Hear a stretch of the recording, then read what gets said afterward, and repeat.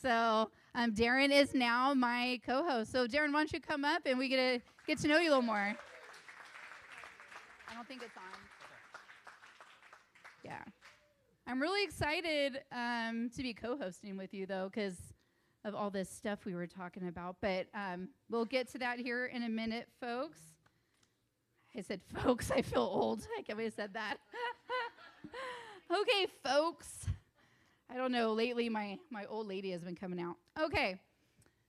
Hi. Hi. Hi, welcome. How are you guys doing? I know most of you. Yeah. Do we have any new first time, never been here before? We have at least yes, two. Yes, one? At least two, yeah. One more hand. I heard few. there's another new person in here and they're being shy. No? It's okay. It's okay. We just have the one. That's right. Hi. Welcome. So I wanted to, I know a lot of people know you, but we haven't really dove into a lot of things. So if anyone's meeting you for the first time, who is Darren outside the real estate world? What does he do? Not much. I've been doing a lot of real estate. I love what I do in real estate. I wish I started sooner, right? I'm sure that's the story that a lot of you, once you start to get into it, you go, I could have started this 10 years ago. Why did I wait so long? And so if you're thinking like that, or if you've thought those thoughts, then I was there, just a few short years ago. I started getting into real estate when my dad paid me $20 to read Rich Dad, Poor Dad. Back when I was 13 years old, and since then I go, man. Your dad had you read Rich Dad, Poor Dad? Yeah, my dad. He's sitting 20 right in the front years row. ago. Yes. Wow, yes. Good job. Good way to go, Dad. Yeah, and it took me another 15 years before I did anything with it. So, and again, a lot of it was just I just had a lot of self-imposed doubts in my mind. It wasn't in. I thought, I don't have enough money. I don't have enough talent. I don't have the skills. I don't know anybody. How could I possibly do real estate if I don't have any of those things? And what I realized is that a lot of that times you make that along the way as you go forward. You just keep running until you hit a wall, and then you just find a way to climb over it. So, I love what I do now, and I think the problem solving is one of my favorite parts. You're never going to stop having problems in real estate. So no hobbies? Nothing that Darren likes to do? Rich loves to bowl? I have a girlfriend. I have a girlfriend now, so whatever she wants to do when we on our date. So okay. So whatever she goes, hey Darren, we're gonna.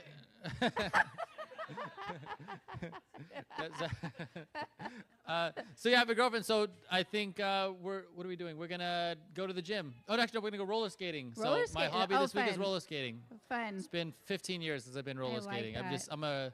I'm a caveman that's being pulled out into the sunlight against my own will. Yeah. Fun. I love that. So, you did talk about the book that I was going to ask you was sparked your curiosity, but you said that it took you a while to get back into or to actually get into it. So, what made you take that first step? What was it about? I think. Was it you found the club or the fire center? I've been doing real estate for about 4 years, but I took my first step in doing real estate. Actually, I started going here back in 2016, and I went to a few meetings, and I said, okay, I get it. You just save up 20% and put on a down payment on a house. Why is everyone meeting every month? I don't understand what the big deal is.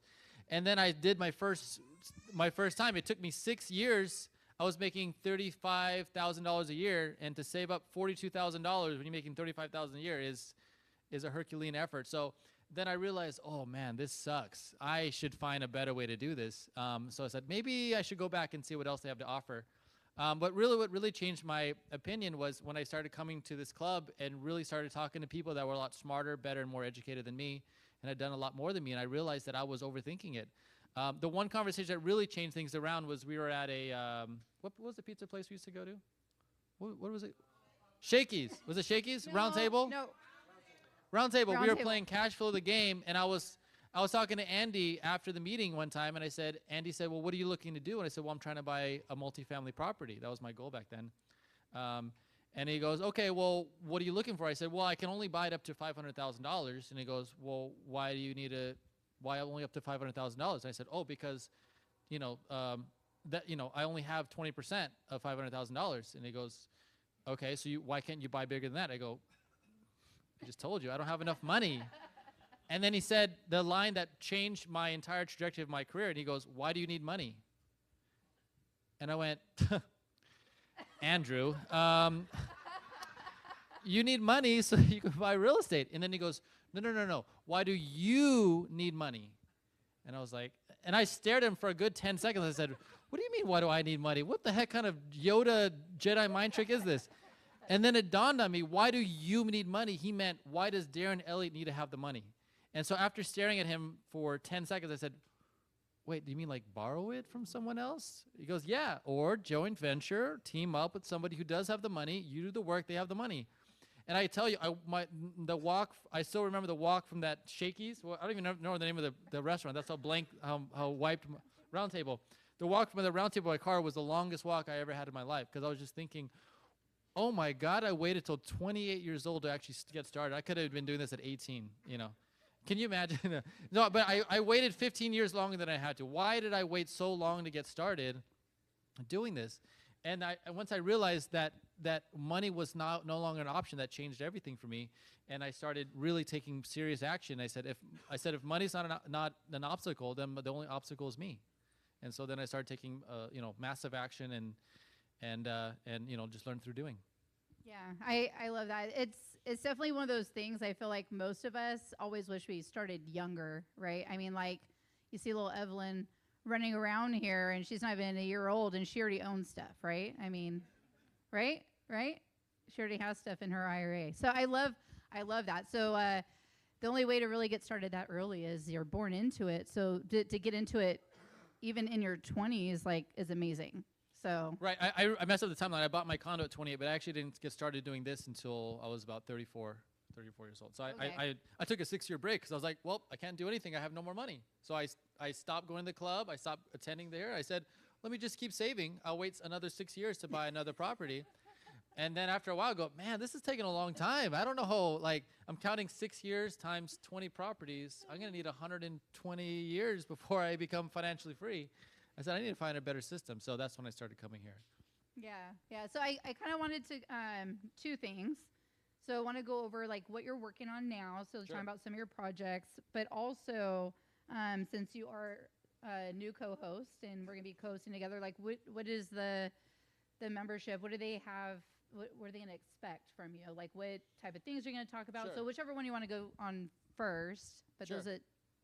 Yeah, so a lot of what you guys can expect from me as the new co-host is a lot of just stuff that I've made mistakes in my own life. A lot of things, maybe it's a lesson I learned, earlier that week that I want to bring to the club. A lot of way that I learned is just through doing something and then getting stuck, right? I just keep running until I just get into quicksand, and then I just call Andy and go, Andy, I'm in quicksand. What do I do now? And he goes, well, how did you get here? And I said, well, I ran into the quicksand. And he goes, okay, well, let's pull yourself out of here. So a lot of times Andy is my lifeline, and I use him liberally. But I would suggest that, especially, I see a lot of. Can I ask you guys to raise your hand if you've done more than 25 deals in this room? Can you guys do more than 25? Okay, and then put your hands down. If you've done less than 25 but more than 15 deals, can you raise your hand? Okay, less than 15 but more than 5. Okay, and how many of you guys have done less than 5 but more than 0, between 1 to 5? There you go. Hey, I was just there 2 years ago. And then how many people you're still working on your first deal? Raise Awesome. them. Okay. Good. You guys are in the right place. Right. So I would say a lot of the stuff that I'm going to be talking about is just stuff that I learned. Going from tonight, we're going to talk a little bit about going from 0 to 1. I think for me that was the hardest step that I did, was going from 0 to 1, because you really do not know what you're doing, and it's so hard. It's scary. You're like, we'll get into how I got here, but it's it's a minefield. You don't know, am I even doing the right thing? Am I doing enough? Am I shooting myself in the foot? Who knows? And so we're going to talk a little bit about some of the ways that some of the lessons to keep in mind as you go through that. But a lot of stuff we're going to talk about is, I have a list, is 4 different ways to find contractors, right? I don't know if anybody's ever needed a contractor in here, but they can be, finding the good ones can be tricky. He's a contractor. Another thing that we're going to be talking about is, let me see, what makes and breaks a deal, right? So things that you look for. Building your buy box. 3 big mistakes that almost everyone can make starting out. I can show you my 3 biggest mistakes. And another one is all about reputation over money. That's been, especially starting out, I mean, money is pretty easy to find. There's a lot of money in this room, but reputation is something that is easy to lose and hard to repair. And so if you emphasize reputation over money, I think that the money will follow. But if you emphasize money over reputation, then you're not gonna have a very long career here. So those are some of the stuff that we can talk about. I'm gonna talk about how to build a reputation, things that I do to, especially with your lenders, to keep in contact with your lenders, how to make sure that people around you are happy and satisfied and want to work with you again. Awesome. And what about projects you're working on right now? Sure. So right in the life of Darren. Yeah, so right now it's just been a lot of chasing leads. I've had one put under contract, but it's been a little bit of a lot of leads, but not a lot of closing for this month, which is okay. But so far I'm just still doing mobile homes. I think it's a fantastic space to be in, and I think it's definitely still underutilized. There's not a lot of competition still. I mean, for the amount of opportunity that there's out there, is definitely a lot of space for people. So if it's something that you're looking to get into, I'm extremely biased, but I think this is a fantastic place to be. You don't need a lot of money. You don't need a lot of experience, and you can make some pretty good cash or make some pretty good money doing this. So you have like 0 on your books right now? No, I have stuff in my books. So I mean, I have one under contract in La Habra that we're putting, and I have two that are up for sale, and I have another, I think 1 or 2 that I'm closing, and then I have four single-family rentals that I'm starting to work on. Some have damage, some have occupants, some are still waiting for it to come into my name. Is that the fourplex or 4 separate houses? No, 4 separate properties. Nice. Yeah. Nice. Where are they located? I got 2 in Indio. Actually 1 in Indio, 1 is my mom's. But 2 I'm working on in Indio, and then 1 in Barstow, and then 1 in Apple Valley. Okay. Yeah. And you said you're just doing mobile homes, but I feel like I remember you have rentals. Yeah, I do some rentals. Yeah, so I have a rental property in Palm Springs and a 4-plex in Mississippi. So my current strategy is to, Andy had a long talk with me about why the heck am I just selling for cash, and then I'm just waving my cash around like an idiot. Come tax time, hey, Mr. IRS, look at all this cash I have. It's a bad strategy. I would not recommend. So what I'm trying to do is I'm trying to take the cash that I have and invest it into rental property, so that way I can show that depreciation against the cash that I'm bringing in. So that's my current strategy. Cash, income from flipping, and then wealth from rental properties. Awesome. And just so you guys know, this is very interactive. So if at any point you have a question, just raise your hands and we'll get your question. If we don't have a mic, we just need to repeat the question back so that way everyone can hear. Oh, we already have a question. Yes, sir.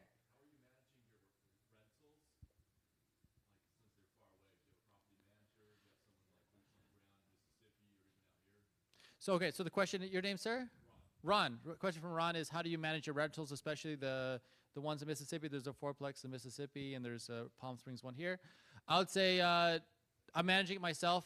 I mean, some people, they have a great system in place. I don't. I just bought them last year, and it was one of those where I just figured out as I go, and I'm paying for it. I'll let you know I am paying for it. So one of the things that that they tell you about is you definitely need to find somebody who's going to be your boots on the ground, and that's absolutely true. And so there's 3 people that I've identified or 3 questions that I would say you definitely want to answer before you buy out of state is, who's going to do your repairs? Who's going to open the door to show future vacancies, especially if you have as many doors as 4, you're going to be rotating through your vacancies. People tend to not stay in your 4-plexes forever like they would in a single-family residence, right? Who doesn't want to have 3 neighbors sitting on top of them? Not very many people. And the third one is, who's going to run your errands for you, right? And so before you buy out of state, those are 3 questions I wish I had answered before I bought it, is who's going to do your repairs, who can run errands for you, and who's going to open your doors. So for me, I found, with great difficulty, literally guy number 20 that I called is my go-to contractor. He's a recovering alcoholic, and he's on the straight and narrow, and he's just looking for good, honest work, and he does really good work. So I'm hiring him. But one thing that really hurt me is that Mississippi is not California, right? Which when you said it out loud, I was like, duh. But I was like, U.S. is U.S., right? We're all Americans here. No, it is not. Mississippi is, oh my gosh. I bought a mobile home. I bought a 4-plex in March, and I signed the deed over. I bought it from Dylan, and then on Friday, the next week, Sunday, I got a call from my tenant that says, hey, there's your water mating shooting 20 feet in the air. I go, oh my gosh, really? And so I called everybody. I said, hey, can you guys come repair? And they go, well, I'll come take a look. I said, okay, well, can you come today? No, not today. Can you come tomorrow? I'll pay you double your rate. No, I'll call you back, right? And they go, oh my gosh, I'm paying him double his rate. I go, man, what a lazy guy. I picked the phone again. Nah, I'm with my family right now. I probably can't come for at least another 3 days. I go, 3 days? Oh my God. So again, after five hang-ups and going, what a lazy guy, I go, where the heck did I buy? We're in Mississippi. So what I learned is culture. Oh my gosh, Mississippi is not California. People do not move on a dime. They're not money motivated. It was also Easter Sunday, so, it was a little rough. So, but it still took me till Wednesday to find somebody. In the meantime, it was a water park at my new fourplex. Anyways, to answer your question, I found somebody who can do my repairs, somebody who can open the doors for my vacancies, and found somebody who could do my errands. So what I did is I found the handyman. To answer the second question, I actually have something I learned from what's his name? The guy who does a lot of Dave Tilney. Yeah. It says he uses his current tenants to show new tenants. I go, that is genius. So now I just say, hey, I'll give you a few bucks. Can you just walk outside in your pajamas, unlock the door, show them the house, and then lock it when you go back in? They're happy. I'm happy that the prospective tenant's happy. And so I use that. And then for my third one, I have a listing agent who's freelance. And whenever I need to go around town, I'll pay her a few bucks just to stand in line at, file this, do this, pay that. And we have a good enough relationship. So that's answer your question. So I think as I start to scale, I don't think this is sustainable, especially if you're having, 8 different places. I'm going to need to have some management. Yeah. Good. Okay. Okay, let's go over your first deal. And what did it teach you that you're still implementing that lesson today? Yeah, so one thing I learned about your first deal is real estate is hard. I don't know if everyone has ever said that out loud in the room. Everyone thinks it's easy. But when I was taking the classes, I go, oh, I just do this. I call this person, and then all the leads just start flowing. I thought real estate was going to be a cakewalk. Real estate is hard, guys. So one thing that I would encourage you guys, if you're not getting a lot of success early on, that is completely normal. Last year I did 12 mobile homes, so I did about 1 per month. On my very first flip, it took me 4 months to find one deal. 4 months of daily grinding, talking to park managers, driving up and down every single park in Hemet, every single park in San Jacinto, up and down every row, driving slowly past every house, calling numbers, calling real estate agents, talking to anybody. I don't know what I was doing. I was just talking to anybody. And my first deal came from a maintenance guy, because I would talk to the park manager, and the park managers would brush you off like a solicitor, right? So I talked with, someone I was working with at the time, Reza, and we were like, who else knows this park really well besides a park manager? The maintenance guy. The maintenance guy knows. He's trimming your bushes. He's hearing all the gossip too. So I called him, and he kept my card. 4 months later, he ended up giving me a call and says, hey, I'm going to sell to my friend, but if you come right now, I'll sell to you instead. I bought a single-wide mobile home. It was an old drug house. They just cleared out all the used needles from the floor, and I was in love. I said, oh my gosh. I'll buy it. I'm in real estate. I love it. And so I bought it. It was a 1-bedroom, 1-bath. We added a second bedroom. We bought it for $10,000. We put $35,000 into it, so we're all in for $45,000. Yeah, I know. But it had a big sale price of $75,000. I know. So it is. The renovation only took us 12 months. It took us 1 year to fix a single wide.